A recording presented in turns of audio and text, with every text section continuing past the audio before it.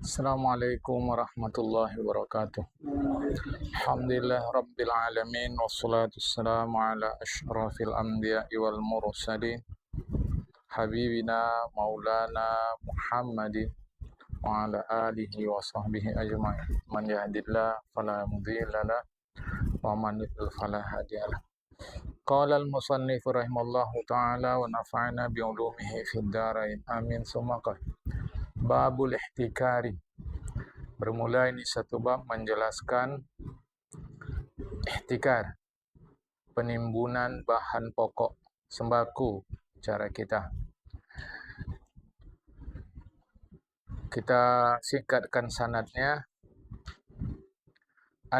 An Ma'mar bin Abdullah al-Adawi qala sami'tu Rasulullah yaqulu la yahtakir ila khati'un. Dari Ma'mar bin Abdullah al-Adawi, dia mengatakan, aku mendengar Rasulullah mengatakan, tiadalah yang menimbun bahan pokok itu kecuali pelaku dosa. Seterusnya dari Abdullah bin Umar anhuma, dari Nabi Muhammad SAW, Rasul katakan, siapa yang menimbun bahan pokok 40 hari, maka sesungguhnya dia secara langsung menyatakan lepas dirinya dari Allah Ta'ala, dan Allah Ta'ala pun lepas dari dia. Diriwayatkan oleh Sa'id bin Musayyab dari Umar bin Khattab radhiyallahu anhu, dari Rasulullah katakan, al-jalibu marzuqun. Orang yang membawa makanan, orang yang mengadakan keperluan masyarakat dalam kaitan bahan pokok, marzuqun, dia diberi Allah rezeki yang berkat. Wal muhtakiru, sementara orang yang menimbun bahan pokok itu mal'unun, dia dimurka oleh Allah Subhanahu wa taala. Mal'un kalau bahasa langsung terjemahan Indonesia itu dikutuk, dilaknat oleh Allah taala. Wa inna marada bil jali biladi yashtaritu amal lil bai'i fa yajlibu ila baladihi fa yabi'u fa huwa marzuqun ala an-nas yantafuna bihi fa yanalu barakatu du'a'il muslimina al mutakiru ladhi yashtaritu amal lil man'i wa yadur bin nas.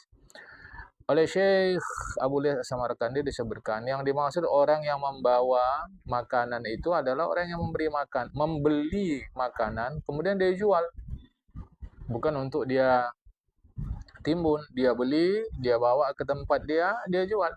Maka orang seperti ini marzukun, diberikan Allah rezeki yang berkat. Karena orang dapat mengambil manfaat dari tindakan dia. Dia pun mendapat berkat dari doa orang-orang beragama Islam. Sementara penimbun makanan itu dia beli makanan untuk dia tahan, dia simpan, menyulitkan orang lain. Jadi jauh-jauh hari Islam sudah melarang menimbun bahan. Seterusnya, Asy-Sya'bi meriwayatkan ada seorang sahabat ingin menyerahkan anaknya, artinya ingin melepaskan anaknya untuk bekerja. Ingin dia lepaskan anaknya untuk bekerja, di istilah kalau cara sekarang magang dululah kepada ahli. Kemudian sebelum dia lakukan itu, dia bermusyawarah kepada Rasulullah. Kata Rasulullah, jangan serahkan anak kau kepada tukang jual tepung. Jangan juga kepada tukang jagal. Jangan juga kepada penjual kain kafan. Apa nih? Ada apa nih? Adapun tukang jual tepung, kata Rasulullah, bahwa dia bertemu Allah, maknanya dia mati dalam keadaan berzina, atau dia mati dalam keadaan sebagai peminum khamar. Itu lebih bagus tuh daripada dia mati bertemu Allah dalam keadaan dia menimbun makanan 40 hari. Jadi bukan persoalan penjual tepung, tapi persoalan tindakan culas dia menimbun makanan. Nah, jangan lantas nanti difahamkan kalau gitu bagusan berzina aja, Wak. Bukan. Ini akal diajak Allah Ta'ala, begitulah dahsyatnya dosa penimbun makanan. Adapun tukang jagal, dia itu menyembelih hewan, sehingga rasa empati dia kepada pihak lain di hati dia itu hilang. Nah, itu kata Rasulullah. Kalau begitu nggak usah ada tukang jagal. Kalau nggak ada tukang jagal, nanti siapa yang motong hewan kita kurban? Maknanya bukan itu. Hilang rasa empati itu. Nah, itu mau hati-hati. Adapun penjual kain kafan, dia ingin orang mati aja udah. Itu kata Pak Innahu yatamal matil mauta. Dia ingin orang mati saja dah. Sedangkan yang lahir itu lebih kusukai kata Rasulullah. Jadi umatku itu kalau ada lahir itu lebih kusukai daripada dunia beserta seluruh isinya. Sementara orang jual kain kafan harap orang mati. Kalau gitu nggak usah ada yang jual kain kafan. Lantas kita macam mana? Maknanya yang terlarang adalah harap mati itu. Karena harap mati itu hilang, dia itu redup. Sedangkan hidup ini mesti optimis, itu lahir terang.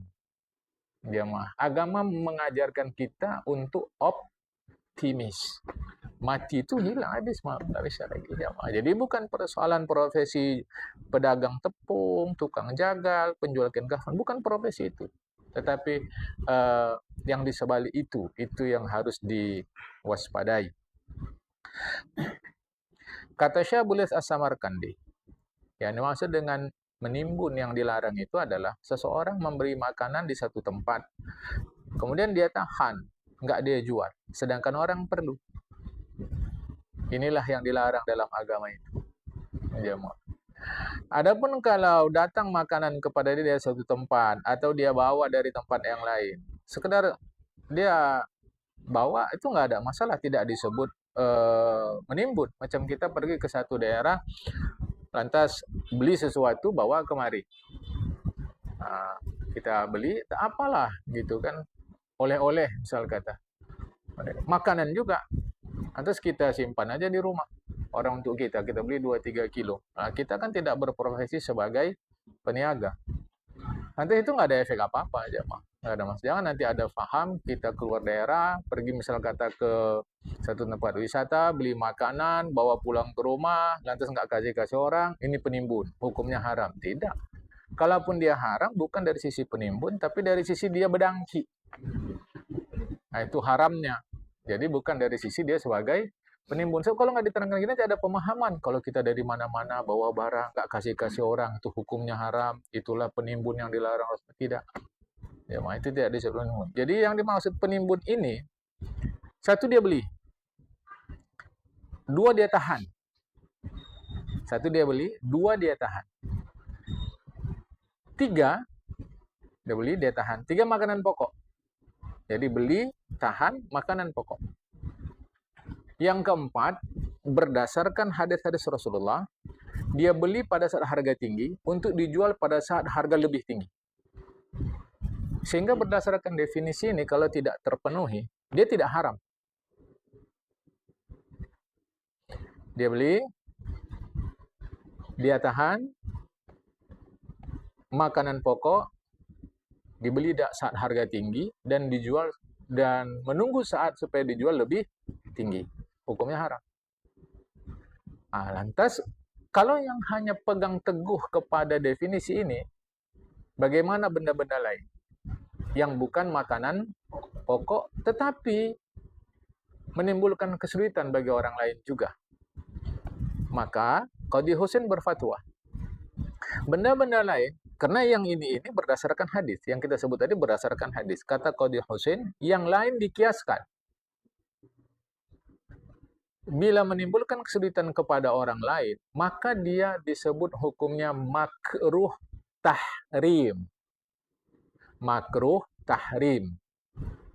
Ditinjau dari sisi dalil, dia tak sampai haram. Dari sisi dalilnya dia disebut makruh, jamaah. Tapi ujung-ujungnya tahrim, ia berdosa juga. Namun tidak disebut hukumnya haram, tapi berdosa. Jamaah, nanti perbedaannya berdasarkan dalil. Nah, jadi jamaah, kata Qadhi Husain begitu. Jadi benda-benda, sehingga kita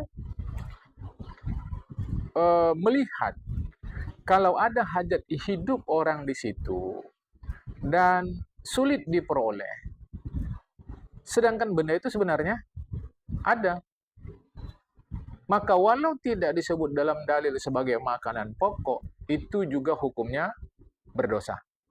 Tapi karena ditinjau dari segi dalilnya berbeda, maka tidak disebut haram, melainkan makruh tahrim. Makruh tahrim tetap berdosa.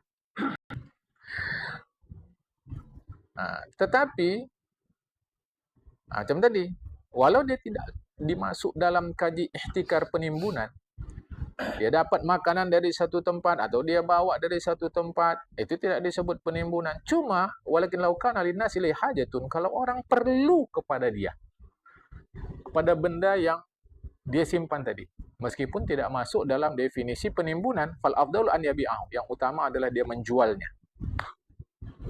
Wa fim tinahi yang dari kayakunu musil lisu ini, dan kalau dia tahan, tidak mau dia lepas, tidak mau dia jual, orangnya disebut musik, pelaku kejahatan karena buruk niat dia. Wa qillati syafaqatil muslimin, orang ini kurang empati kepada orang muslim. Nanti akan ada bantahan. Berarti empati sama orang muslim boleh, sama orang non muslim nggak boleh. Bukan itu maknanya. Maknanya kalau satu agama saja Anda tidak empati, tidak perhatian, macam mana bisa perhatian kepada manusia yang lain? Itu maksudnya. Jadi bukan nanti ada pemahaman kita boleh tolong-menolong sama orang Islam, sama orang non-Muslim, gak usah, biarkan mereka mati, kerak neraka itu. Nggak ada ajaran agama begitu.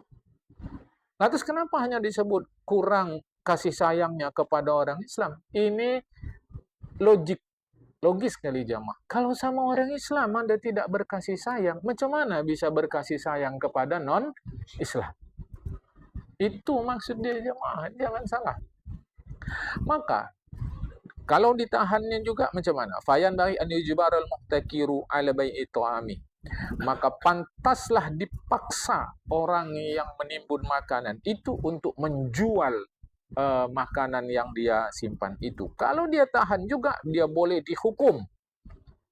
Boleh dihukum. Dan dia tidak boleh menetapkan harga.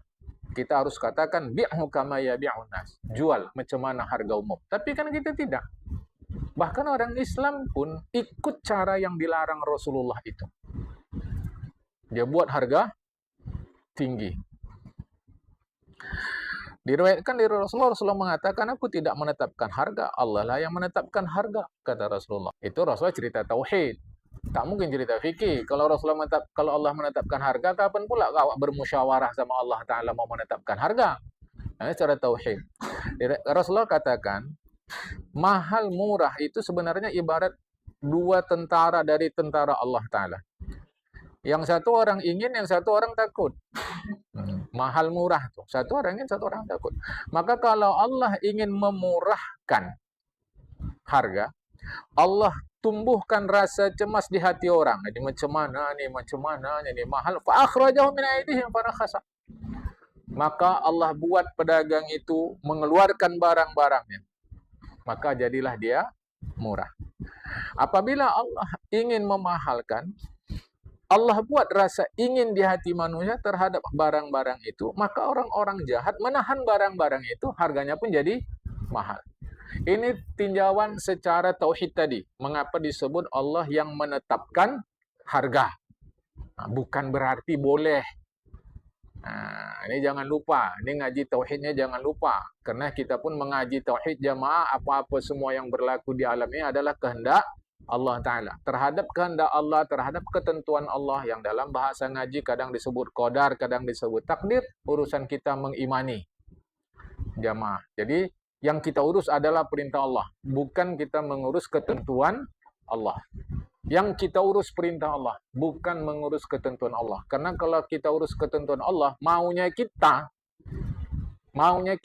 harga-harga sekarang murah mahal. Murah. Maunya kita, gaji kita sesuai nggak dengan pekerjaan kita? Sesuai. Lebih maunya kita lagi, nggak usah kerja, tapi ada duit. Benar tidak? Nah, itu maunya kita itu. Jamaah. Tapi kan kita mengikut perintah Allah, bukan mengikut ketentuan Allah. Ini hati-hati. Ketidakmampuan memilah mana perintah dan ketentuan, itulah membuat pikiran jadi pusing. Nah, itu buat pikiran jadi pusing. Urusan kita mengurus perintah Allah. Bahwa Allah hendak ini, hendak itu urusan Allah Ta'ala. Karena kalau dipikir-pikir, kita ini tak beriman nih. Jamaah. Satu, jarak jauh dari Mekah. Dua, waktu jauh dari Rasulullah. Tiga, kita ini tak keturunan siapa nih? Enggak ada keturunan Rasulullah. Kita keturunan ayah kita, atau unyang terus ke atas. Tak ada hubungan dengan Rasulullah. Tapi justru kita malah beriman. Yang sedarah dengan Rasulullah tak beriman. Abu Lahab. Itu enggak dia, mah. Maka kita enggak mengurus ketentuan Allah. Itu biar aja urusan Allah Ta'ala. Kita ni kurasa tak ngerti bahasa Arab nih. Tak ngerti nih. Lah, paling ngertinya Allahu Akbar. Alhamdulillahi Rabbil Alamin. Lah, yang orang Arab asli tak beriman. Abu Jahal. Yang dia mengerti bahasa Arab, dia tak beriman. Artinya apa? Ini melulu ketentuan Allah. Urusan kita tidak mengurus ketentuan Allah. Urusan kita mengurus perintah Allah. Jadi di atas Rasulullah katakan, aku tidak menetapkan harga, yang menetapkan adalah Allah. Macam mana maksudnya? Itu tadi di bawah diterangkan. Mahal murah itu adalah dua dari sekian banyak tentara Allah. Yang satu diinginkan, yang satu ditakuti. Kalau orang rasa takut terhadap harga, lantas Allah buat orang-orang pedagang bayi itu mengeluarkan barang-barang mereka sehingga harga pun turun. Jamaah. Ketika orang ingin barang-barang, lantas Allah buat pedagang nakal menahan barang itu sehingga harganya jadi mahal. Ini ketentuan Allah Ta'ala. Urusan kita mengurus perintah Allah Ta'ala. Baik, disebutkan dalam hadis ada seorang ahli ibadah dari kalangan Bani Israel. Dia melewati katalah sebukit pasir. Jamaah, bukan bukit pasir, sebukit nampak gitu, menggununglah jamaah. Fatamanna fi nafsi law kana daqiqan. Ingin dia, cobalah pasir ini tepung. Fa'ashbaha bi Bani Israil fi maja'atin asabatku. Ingin dia mengambil tepung nih, dikasihnya kepada orang-orang Bani Israel yang sekarang sedang mengalami kelaparan. Itulah pingin dia. Bayangkan jemaah. Itulah ngaji-ngaji guru kita dulu. Kalau belum bisa berbuat baik, niat baik. Itu ngaji guru kita dulu. Cuma yang salah kita, ketika tiba saatnya kita bisa berbuat baik, kita nggak buat baik. Itu masalah kita. Guru kita benar kan ini? Jemaah. Ya awal miskin, susah. Nyata tuh. Ingin aja buat baik. Nanti kalau ada duit, mau juga lah awak nih sedekah. Ada tak ada? Jujur nggak apa niat kita? Tengok nanti pas ada duit, sedekah nggak? Itu jemaah. Ini. Jadi Allah Ta'ala berwahyu kepada Nabi kalangan Bani Israel. Bilang sama si fulan, Allah Ta'ala telah menetapkan pahala untuk dia. Sebanyak pasir nih yang dia anggap menjadi tepung. Kemudian dia bercita-cita ingin menyedekahkannya. Berapa banyak pasir itu? Inna Allah Ta'ala qad awjaba laka minal ajri ma law kana daqiqan fatagbihi. Bilang sama dia, Allah menetapkan pahala untuk kau. Seandainya pasir ni kau tengok jadilah tepung, kemudian kau sedekahkan. Itu pentingnya niat baik. Ini udah tak buat niatnya buruk pula. Ini dah repot nih jamaah. Tapi sembahyang rajin. Kan? Tapi ngaji rajin. Puasa rajin, tapi rudal, rusak dalam. Yani anau lima nama niatan hasanatan, itu karena niat baik dia. Allah Ta'ala beri pahala niat baik dia. Allah beri pahala sebab kasih sayang dia kepada orang Islam. Jadi orang Bani Israel itu walaupun agamanya disebut Yahudi, Nasrani, intinya adalah Islam. Sebab beriman, menyerah diri kepada Allah Ta'ala. Jadi agama dari Nabi Adam sampai Nabi Muhammad semuanya Islam. Cuma baru jadi nama agama pada masa Rasulullah. Pada masa Nabi Adam belum dikasih nama. Baru dikasih nama pada masa Rasulullah. Jamaah.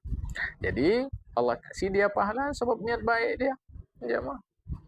Sebab kasih sayang dia kepada orang lain.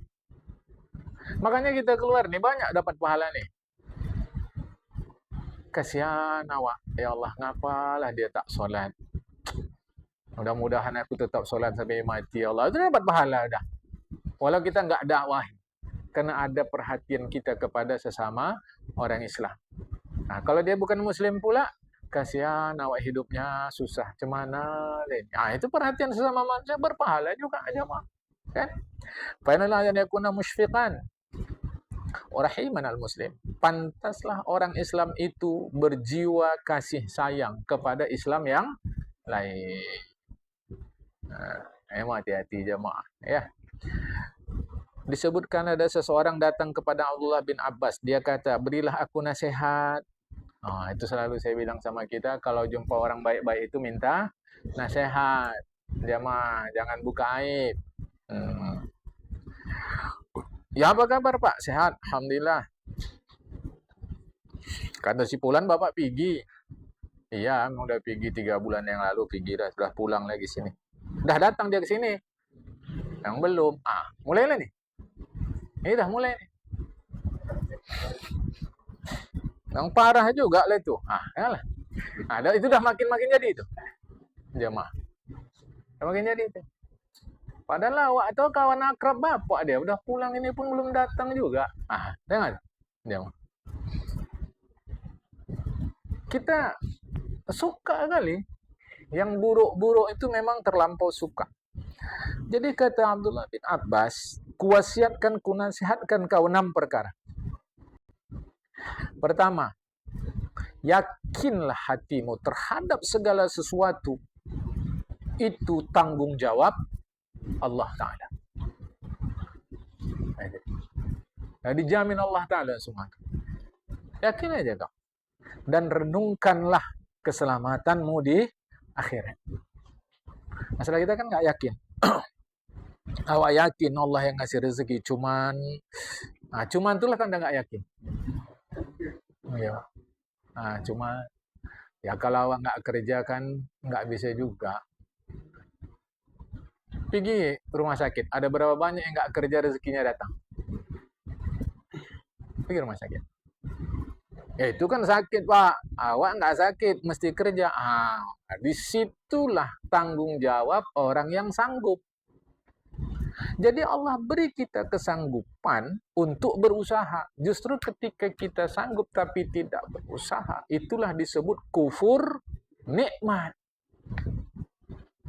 Jadi bukan hubungan dengan rezeki. Rezeki bisa datang. Ada berapa banyak orang berusaha rezekinya tak datang.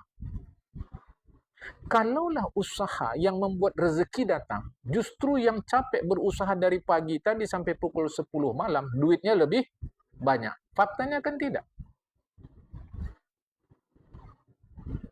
Faktanya tidak. Jamaah. Jadi persoalan rezeki itu melulu tanggung jawab Allah. Urusan kita selama sanggup berusaha. Adakah orang nggak berusaha rezekinya nggak datang? Tidak. Nggak ada hubungan, jamaah. Lantas kenapa rezeki saya seret? Nggak ada yang rezekinya seret. Itu hanya lebih besar pasak daripada tiang aja.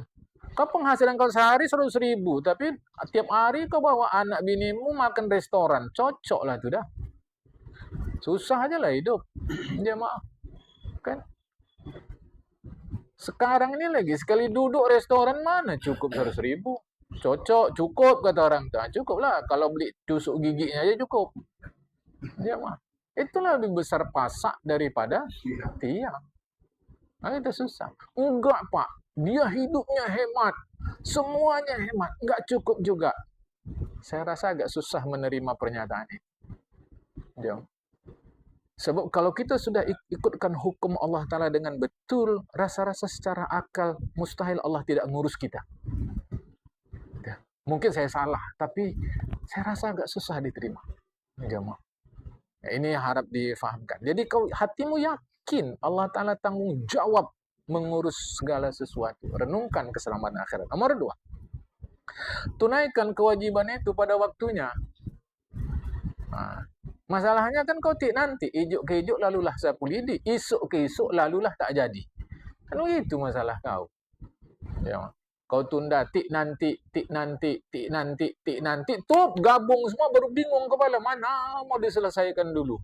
Kita kata selesaikan, tidak ada kereta api terguling karena batu besar. Dia terguling karena batu kecil. Itulah kau tunda, nanti.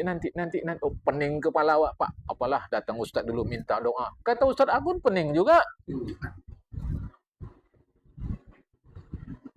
Sama aku pula. Kan kita udah jelas kemarin kereta kita ada masalahnya. Memang nggak besar, ini aja sedikit. Klaksonnya itu nggak kuat. Ada suaranya bang, tapi batin yang bisa dengar. Cit, katanya. Cit, ya udah perbaikilah dulu. Tik nanti. Kejadian. Yang pada zahirnya, kalau kita klakson dia, nggak akan kejadian. Dia mau. Dia ngerti lah. Ini enggak. Halus sekali suaranya. Itu kejadian. Baru kita bilang, takdir Allah. Bukanlah itu takdir Allah. Tetapi itu adalah karena kita. Jadi yang kedua, tunaikan kewajiban pada waktunya. Yang ketiga, basahkan lidahmu dengan mengingat Allah Ta'ala.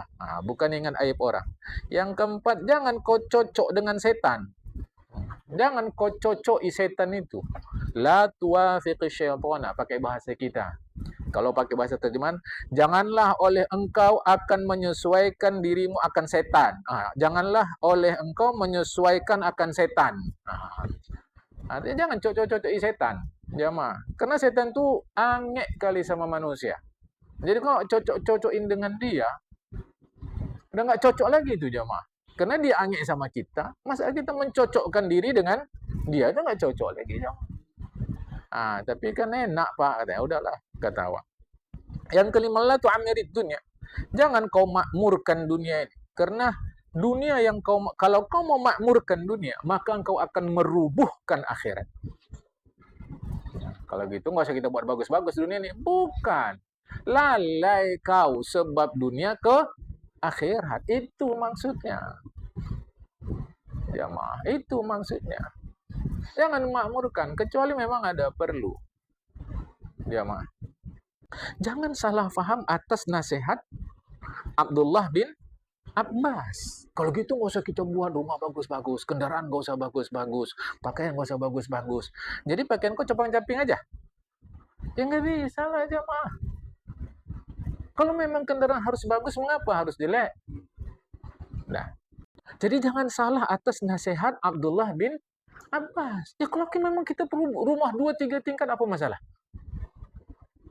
Seperti ustaz-ustaz kita yang mau dakwah ke Mentawai. Andai mengharuskan ada ferry, apa masalah?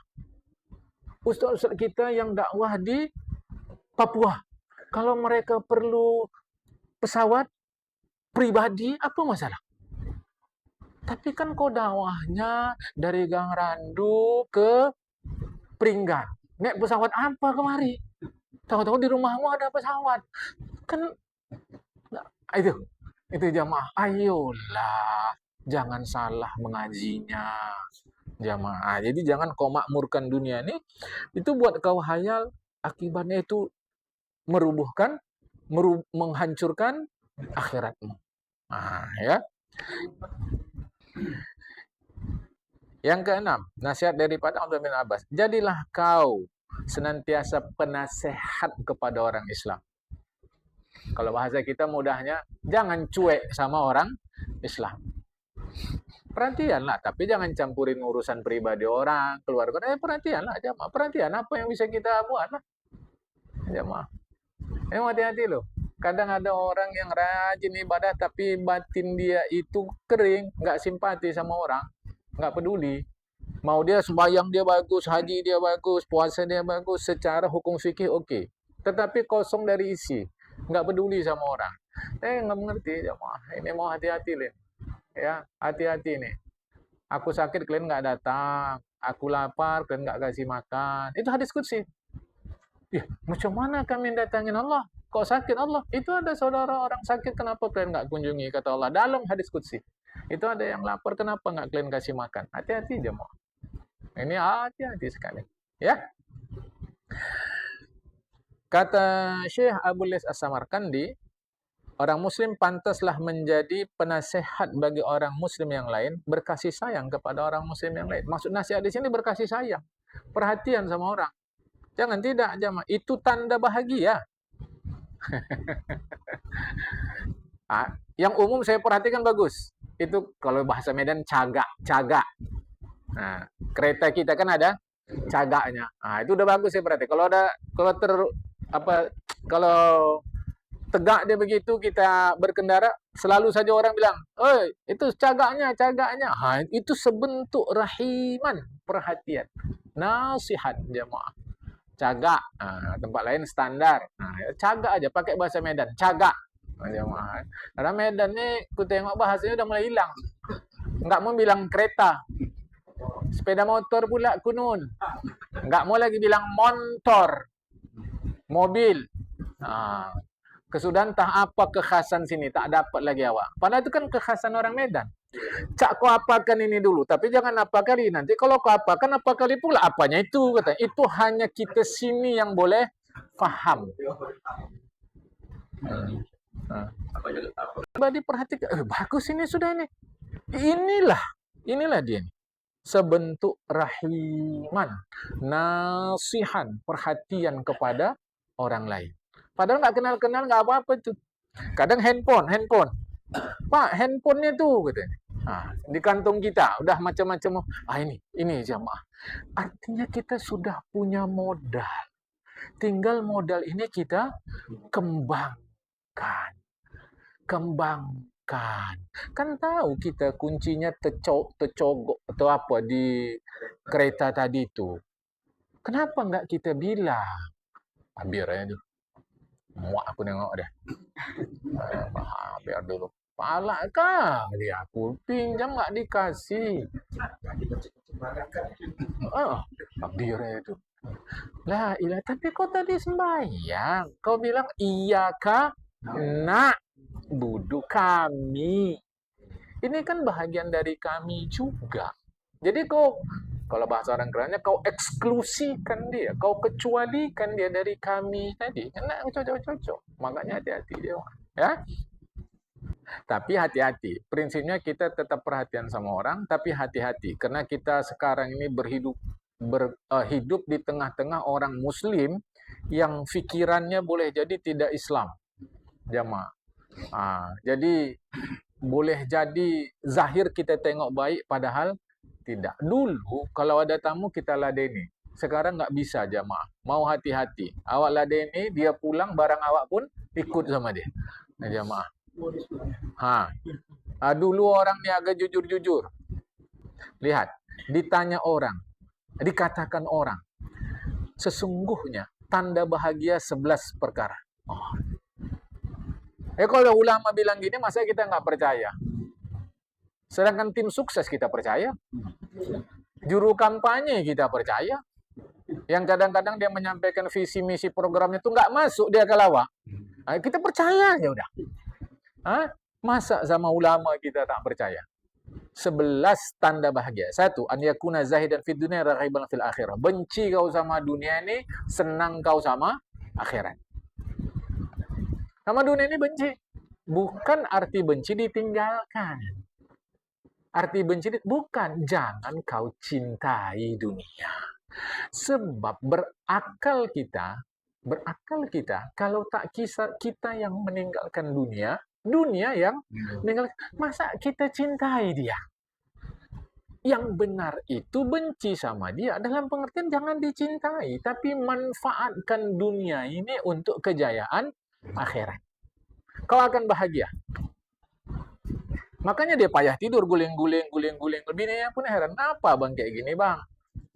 Bukan, aku heran juga. Satu kantor kami, awak lebih dulu kerja, tapi rumah dia lebih dulu naik.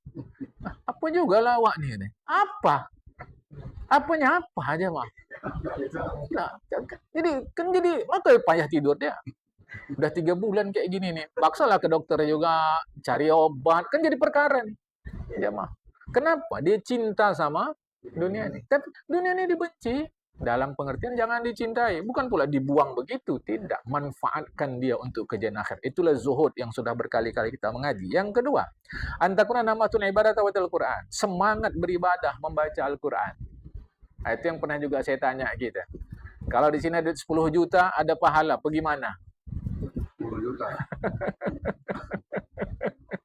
Harus dibilang orang, pahala kan nggak nampak, Pak. Katanya. Duit kan nampak, itu pulanglah jawab tebuk dada tanya iman. Ah, ya kalau pilihannya kan satu, kalau pilihannya dua ya ambil lah. Sayang kan, pahala ambil, duit ambil, baru duitnya gunakan hasilkan pahala kan gitu. Tapi yang kedua, yang ketiga, kurangi cakap yang nggak perlu. Nah itu buat hidup kita bahagia tuh jamaah. Ini semua dicakapinya. Tinggal dia di Paya Pasir nih, tahu dia urusan di New York sana. Kan ngeri itu ya, Mak. Tahu dia. Padahal dia Paya Pasir tinggal. Kerja dia hari-hari dari rumah ke Dekopi, rumah ke Dekopi. Coba. Ngeri ya, Pak. Jadi kurangi cakap, kalau nggak perlu, diam-diam aja udah. Jadi, Anda bahagia. Anda nggak cakap, yang nggak perlu-perlu itu nggak cakap. Dia mah hemat energi.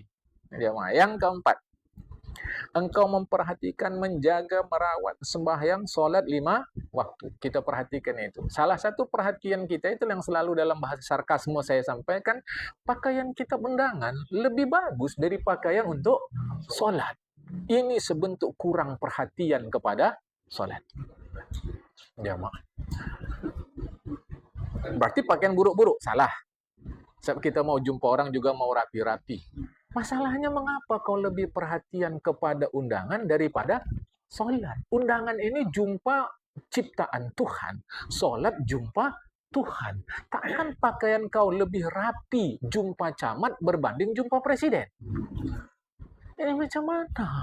Jamaah. Ini mau hati-hati. Rapi, bukan baru, bukan mewah. Rapi. Bagus dia jamaah. Tapi ini kalau keundangan, sampai lalat pun nggak boleh kena rapi. Ini udah simbang dah, udah pas nih udah pas. Sampai semua, mulut pun di spray. Tapi kalau untuk sembahyang,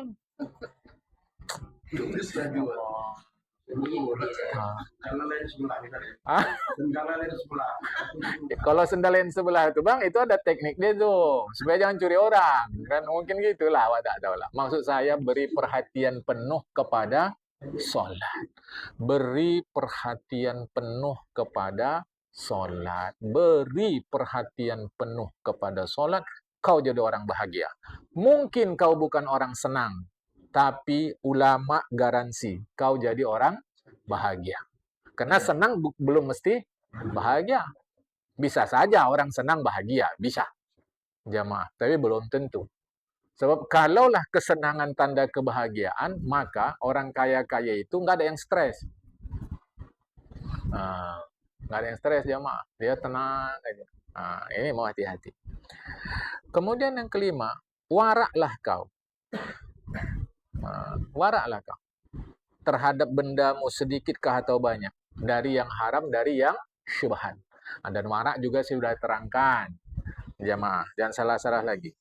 Yang keenam, berkawan sama orang-orang baik. Itu tanda orang soleh. Tanda orang bahagia. Berkawan sama orang-orang baik. Jadi sama orang tak baik putus silaturahmi. Tidak, say hello. Apa yang bisa kita bantukan untuk orang yang belum baik itu? Jamaah. Jadi kawan dengan orang baik-baik. Yang ketujuh, rendah hati, tidak sombong. Kalau bahasa Melayu sini, jangan tinggi sebenang. Jangan tinggi. Enggak tahu kok siapa aku. Wih, mak, ngerinya awak. Kau belum ngaji, kitab yang kau kaji itu udah kau kaji ribuan kali lo, biar kau tahu. Iyalah pak, kata awak. Dah, ya, sombong sebab ilmu. Ada sombong sebab harta pula.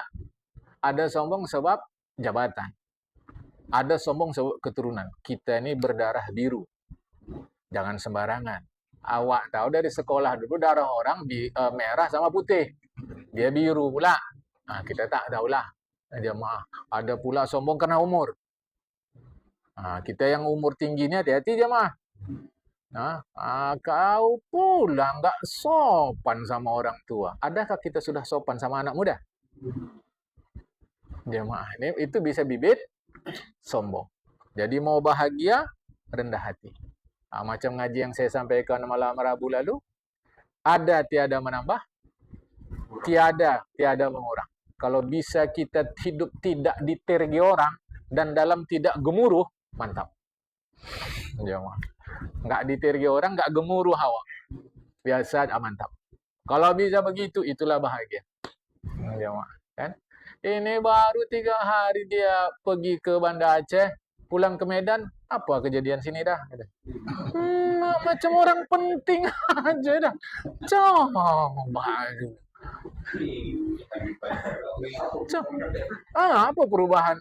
Ya, sekarang ini kita duduk di sini bisa langsung cerita dengan orang di kutub utara. Apa perlu pergi-pergi ke sana?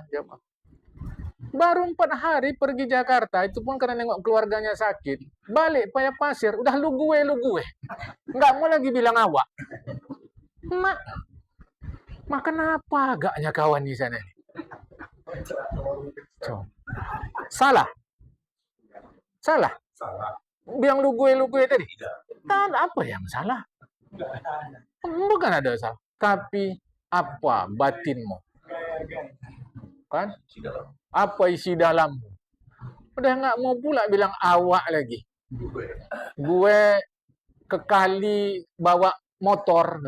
Bilang aja awak ke sungai, tepi sungai dari itu bawa kereta, mogok pun nggak kereta awak. Ini saya amannya mah. Nah, jadi rendah hatilah. Rendahlah kita serendah-rendahnya rendah sehingga orang tidak sanggup lagi merendahkan kita. Kalau bisa begitu aman, jemaah. Itu tanda bahagia. Oke. Kemudian yang ke-8, nanti sakhiyan kariman, dermawan kau. Jadi orang mulia dalam hidup ini. Orang miskin pun bisa dermawan, jemaah. Mungkin kita orang miskin nggak punya harta, tapi setidaknya punya tenaga. Tenaga pun mungkin nggak punya, setidaknya punya doa. Dermawan. 9, rahiman bikhalqillah, sayang kau kepada makhluk Allah. Ini yang saya bilang tadi, nggak mesti beragama Islam. Sayang kau sama makhluk Allah Ta'ala. 10, nafi'an lil khalqi, bermanfaat untuk orang lain. Hidup ini mesti bermanfaat. Tapi hati-hati, jangan membiarkan diri dimanfaatkan. Ini hati-hati jemaah. Ya. Kemudian yang ke-11, ingatlah mati. Sebanyak-banyaknya. Dari sisi inilah ulama berfatwa, ziarah ke kuburan non-muslim pun nggak apa-apa. Dalam rangka ingat mati. Bukan untuk ibadah. Kita baca-baca Quran kita di kuburan non-muslim, itu tidak. Ke kuburan non-muslim boleh dalam rangka mengingat mati. Ingatlah mati. Kemudian tanda orang celaka, suntuk, stres, depresi, secara agama, batinnya kering, batinnya gelisah, batinnya duka lara. Itu ada 11 pula. 1. Congok ngumpulin harta. Jemaah. Asik ngumpulin harta. Orang miskin pun bisa nih. Jadi pelit itu tidak mesti pada orang kaya. Orang miskin pun bisa pelit. Berangkik kali jemaah. Ini mau hati-hati. Itu kadang-kadang saya dalam bahasa sarkasme pula menyampaikan kita hari Jumat ngasih juga pisang 3 sisir ke Masjid Al-Hidayah. Tapi bingung nama pisangnya apa nih sekarang. Banten dah lewat, Barangan belum sampai. Pisang apa nih sekarang? Coba ada. Ya ini pula adanya aku. Dari kan 4 sisir kau beli. Mending beli 1 sisir. Tapi puas orang makannya. Wow, pisang Barangan tuh pisang Medan. Jemaah mahal tuh. Okay? Jadi sedap dia. Ini kadang nyumbang juga lah untuk orang buka puasa ke Masjid Al-Hidayah.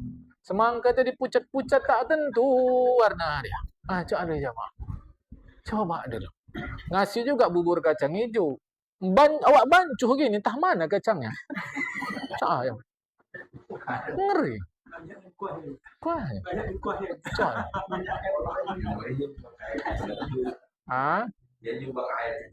Air kacang hijau ya. Iyalah, pula.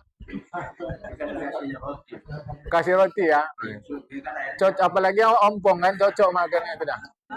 Ompong awak kan, cocok ngene.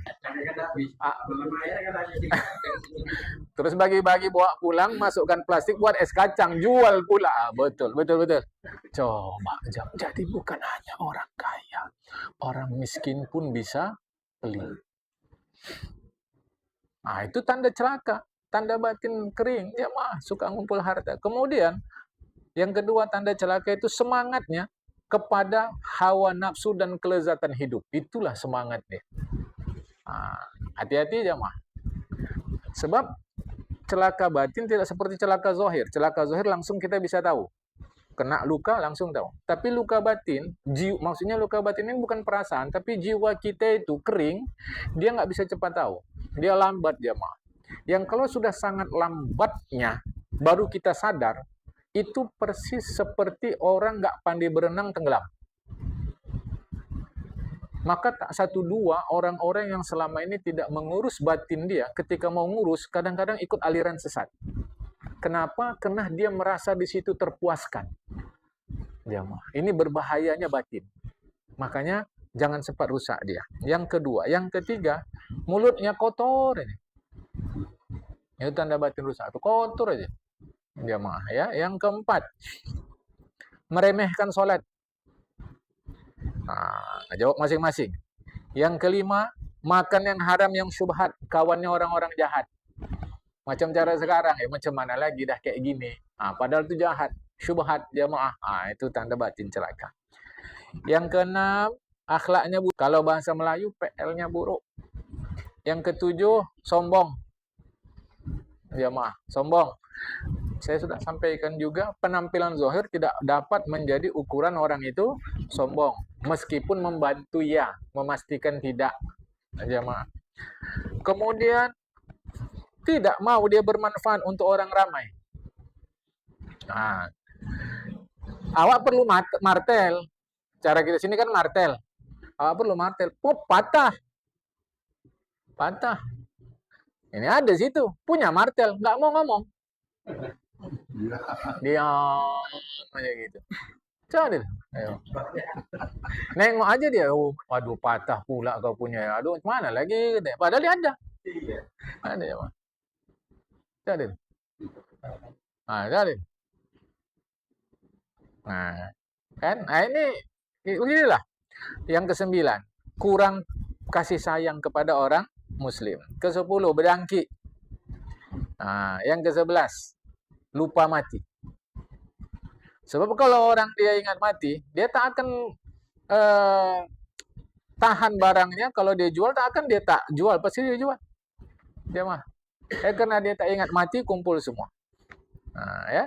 Dia kalau ingat mati, macam pedagang tadi, ini kan babnya bab menahan, menimbun barang, dia tak akan timbun. Dia akan yarhamul muslimin, kasih sayang kepada orang muslim. Disebutkan kisah dari orang-orang zuhud, bahwa di rumah dia ada banyak gandum. Jamaah. Sekali waktu masyarakat mengalami paceklik, kemarau, krisis. Dijualnya jamaah. Kemudian dapat duit dia, sikit duit tadi dibelinya kan keperluan dia. Nanti seorang bilang sama dia, untuk apa kau jual? Simpan aja kan bagus. Apa jawaban orang zuhud tadi? Aku ingin merasakan susah yang dirasakan orang lain. Kita kan sekarang tidak, biar orang susah asal kita senang. Islam mana nih? Rasul tak ajarkan ini. Dia mau bawa orang susah mau apa? Udah. Yang penting kita aja. Rasul tak ajarkan itu. Hari ini sampai sini dulu. Akan datang kaji kita larangan ketawa. Jamaah. Apa yang dimaksudnya? Dan rasanya ketawa itu rahmat Allah Ta'ala. Ketawa juga membuat kita rileks. Ketawa sangat baik bagi tubuh dan pikiran kita. Tahu-tahu ada pelajaran dilarang ketawa. Maksudnya macam mana? Akan datang. Assalamualaikum warahmatullahi wabarakatuh.